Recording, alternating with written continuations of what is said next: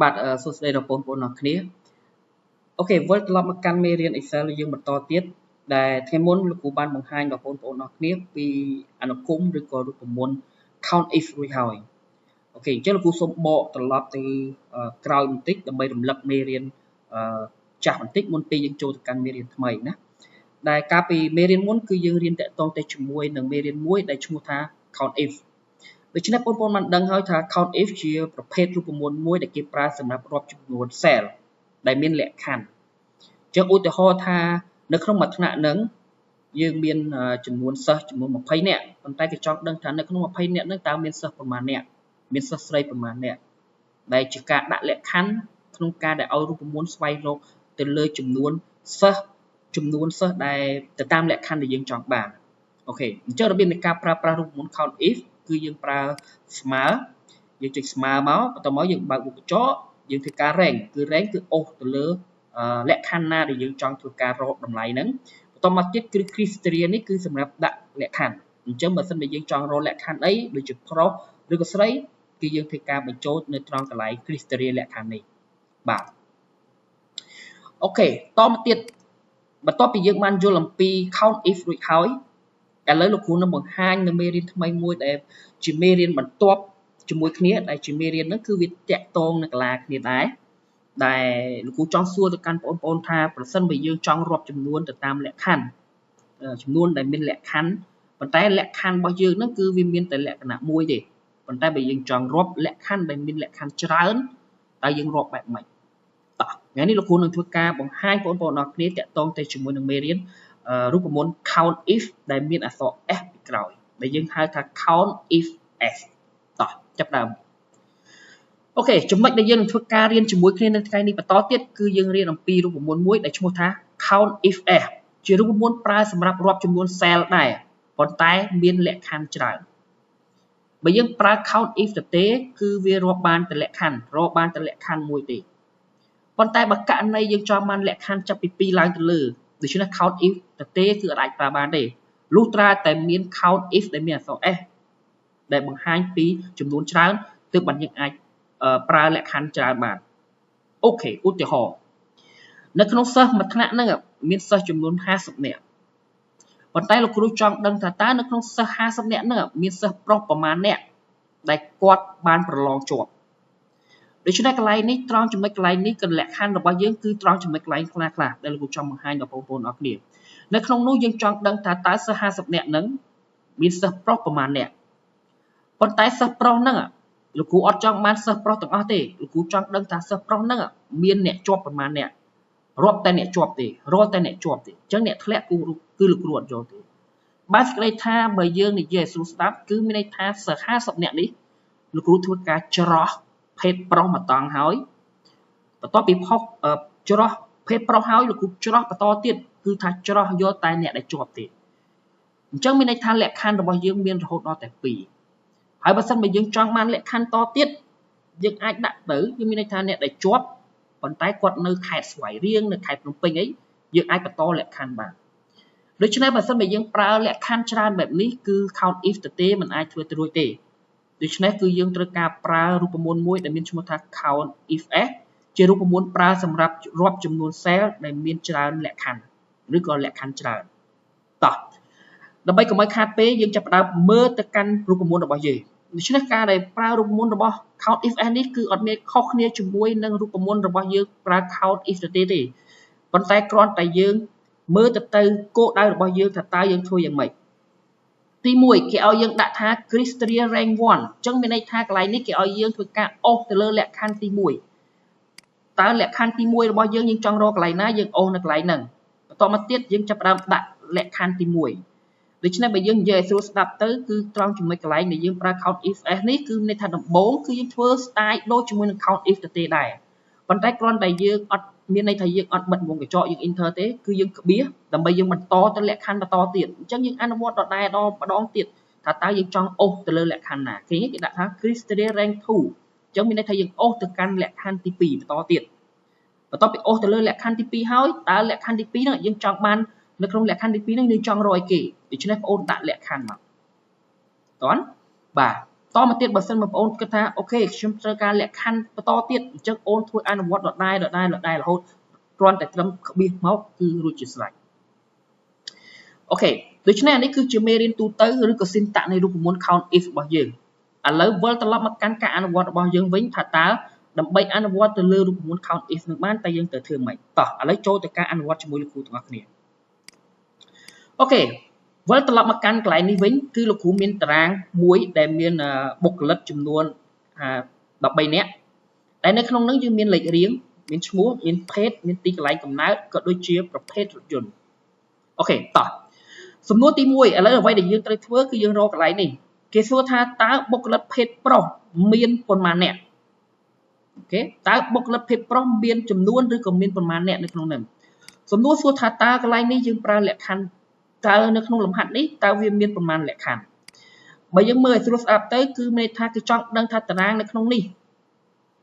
បុគ្គលិកភេទប្រុសមានប៉ុន្មាននាក់ដូច្នេះគឺគេចង់រកតែបុគ្គលិកភេទប្រុសទេថាតើមានប៉ុន្មាននាក់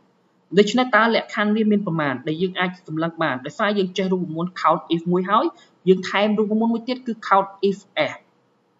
ដូច្នេះករណីដែលយើងប្រើរូបមន្តដែលមានតែមួយលក្ខខណ្ឌបែបនេះគឺយើងប្រើតែ count if ទៅទេបានហើយបាទដូច្នេះយើងចាប់ផ្ដើមសរសេរមកអញ្ចឹងគ្រូលោកគ្រូគ្រាន់តែរំលឹករូបមន្តយើងឡើងវិញមកអញ្ចឹងស្មើ count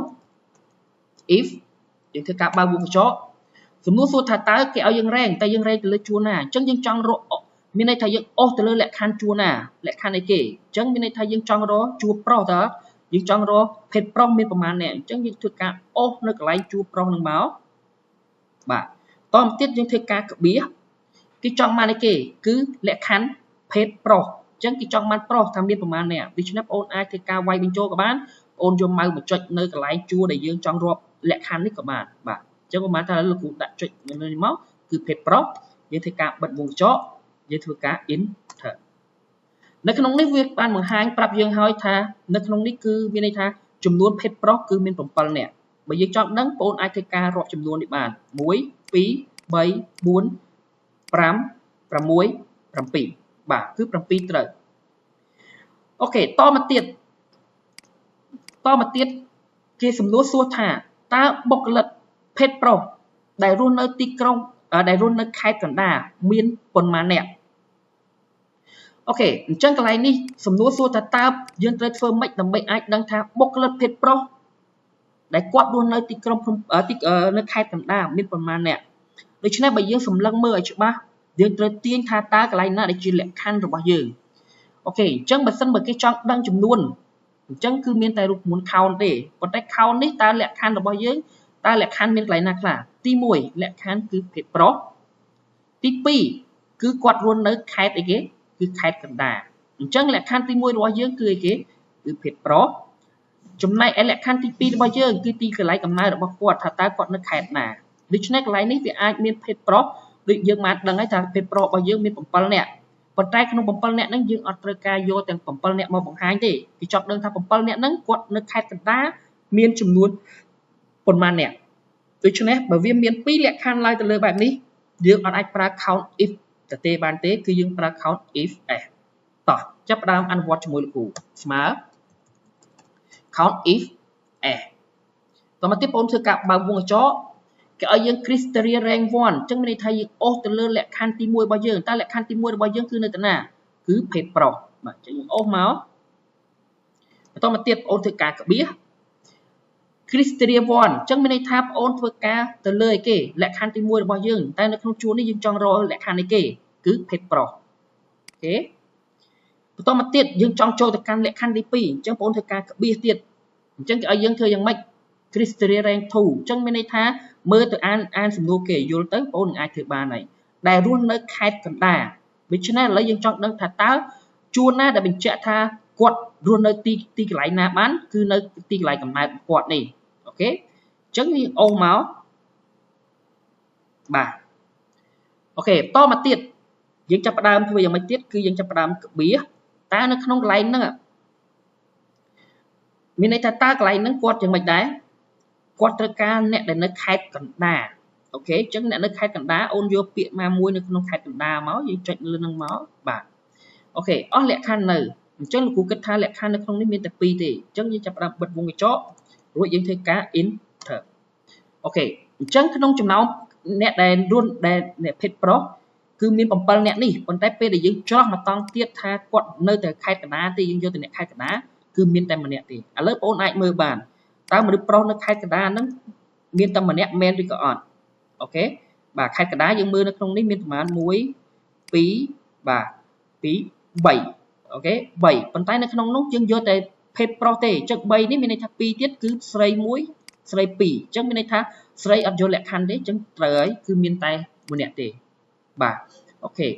អញ្ចឹងពេលដែលបងប្អូនអាចអនុវត្តបានអញ្ចឹងហើយឥឡូវលោកគ្រូបានដាក់សំណួរឲ្យយើងមួយទៀតដើម្បីឲ្យយើងអាចធ្វើបានកាន់តែច្បាស់ណាតោះអញ្ចឹងកន្លែងនេះគេប្រាប់ថាតើបុគ្គលិកភេទស្រីដែលជិះរថយន្ត Toyota មានប៉ុន្មានអ្នកអូខេអញ្ចឹងកន្លែងនេះគេត្រូវការចង់ដឹងថាបុគ្គលម្នាក់នោះភេទស្រីហើយគាត់ជិះរថយន្តប្រភេទ Toyota អញ្ចឹងក្នុងនោះមានភេទស្រីប្រមាណអ្នកយើងអត់ទាន់ដឹងច្បាស់ទេប៉ុន្តែនៅក្នុងនោះអ្នកដែលស្រីនោះយើងយកតែអ្នកដែលគាត់ជិះ Toyota ទេបានយើងធ្វើការរាប់ចំនួនហ្នឹងអូខេអញ្ចឹងមានន័យថាលក្ខខណ្ឌទី1គឺភេទស្រីហើយលក្ខខណ្ឌទី2គឺក្រុមហ៊ុន Toyota បាទជិះរថយន្តប្រភេទ Toyota អញ្ចឹងយើងចាប់ផ្ដើមមកសរសេរស្មើ count if ដោយសារលក្ខខណ្ឌ2យើងត្រូវ count if s បាទវងចោទី1គាត់លក្ខខណ្ឌទី1គឺភេទស្រីបាទអូខេតមកទៀតក្បៀសតើលក្ខខណ្ឌរបស់យើងគឺអីគេគឺភេទស្រីណាអញ្ចឹងយើងដាក់មកស្រីក្បៀសចាប់ផ្ដើមយើងចូលលក្ខខណ្ឌទី2តើកន្លែងណាដែលបញ្ជាក់ថាគាត់ជិះរថយន្តប្រភេទអីគឺប្រភេទរថយន្តនៅត្រង់នេះណាអញ្ចឹងយើងមានប្រភេទរថយន្តមួយចំនួនអញ្ចឹងយើងធ្វើការអូសមកបាទតមកទៀតបងអូនចាប់ផ្ដើមធ្វើការសួរគេបន្តទៀតសួរថាតើនៅក្នុងនេះប្រភេទរថយន្តយើងចង់បានក្រុមហ៊ុននេះគេអូខេអញ្ចឹង Toyota អញ្ចឹងគូចុចលើ Toyota អញ្ចឹងមកអស់ហើយអស់លក្ខខណ្ឌទៅបាទគឺអស់ហើយអញ្ចឹងយើងធ្វើការបិទវងកញ្ចក់មកយើងធ្វើការ enter អញ្ចឹងនៅក្នុងហ្នឹង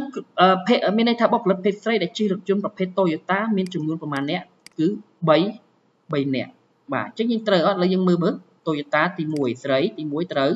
បាទ Honda អត់យកទេ BYD ក៏អត់យកដែរLucy ក៏អត់យកដែរប៉ុន្តែស្រីខាងនេះគឺ Toyota 2ខាងក្រោមមួយទៀតគឺ3អូខេត្រូវហើយអញ្ចឹងបញ្ជាក់ប្រាប់ថាការគណនារូបមន្តរបស់យើងគឺកុំព្យូទ័ររាប់អត់ដែលខុសទេប៉ុន្តែគឺខុសខ្លាចតែបងអូនទៅសេរូបមន្តគឺមិនត្រូវតែប៉ុណ្ណឹងទេណាអូខេអញ្ចឹងយើងអាចប្រកាសច្បាស់ហើយថាយើងអនុវត្ត2ប្រភេទនេះលោកគ្រូជឿតែបងប្អូនអាចធ្វើបានអញ្ចឹងលោកគ្រូមានសំណួរចំនួនទី4ហើយនិងទី5កន្លែងនេះឲ្យបងប្អូនសាកគិតលមើលថាតើដើម្បីអាចធ្វើការរាប់ចំនួនឬក៏អាចរកចំនួនបុគ្គលិកភេទស្រីដែលរស់នៅខេត្តកណ្ដាលហើយគាត់ជិះប្រភេទរថយន្ត Toyota បាទនៅខេត្តកណ្ដាលដែលជិះរថយន្ត Toyota មានចំនួនប្រមាណអ្នកអញ្ចឹងទី1អ្វីដែលបងប្អូនអាចធ្វើការទាញរូបមន្តបានបងប្អូនត្រូវមើលអានឲ្យយល់ទៅលើសំណួរគេហើយកត់ចំណាំថាតើកន្លែងណាដែលជាលក្ខខណ្ឌដែលយើងត្រូវការរកគឺយើងអាចទាញរូបមន្តហើយយើងធ្វើត្រូវហើយអូខេអញ្ចឹងសំណួរទី4នេះលោកគ្រូទុកឲ្យយើងគិតសាកល្បងធ្វើសម្រាប់សំណួរទី5តើបុគ្គលិកភេទស្រីរស់នៅខេត្តកណ្ដាលជិះរថយន្ត Toyota និងបុគ្គលិកភេទប្រុសអូខេជិះរថយន្ត Toyota មានប៉ុន្មានអ្នកជាសំណួរទី5នេះសូមបងប្អូនអានសំណួរឲ្យច្បាស់ណាព្រោះជាសំណួរមួយដែលលោកគ្រូចង់សាកល្បងថាតើអូនអាចធ្វើបានឬក៏មិនបានតើបុគ្គលិកភេទស្រីរស់នៅខេត្តកណ្ដាលជិះរថយន្ត Toyota និងបុគ្គលិកភេទប្រុសជិះរថយន្ត Toyota មានប៉ុន្មានអ្នក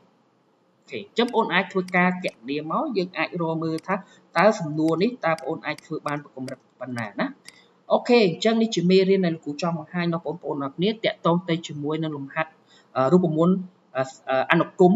ឬក៏រូបមន្ត count if s ជាមួយគ្នាដូច្នេះសង្ឃឹមថាពេលដែលបងប្អូនអាចមើល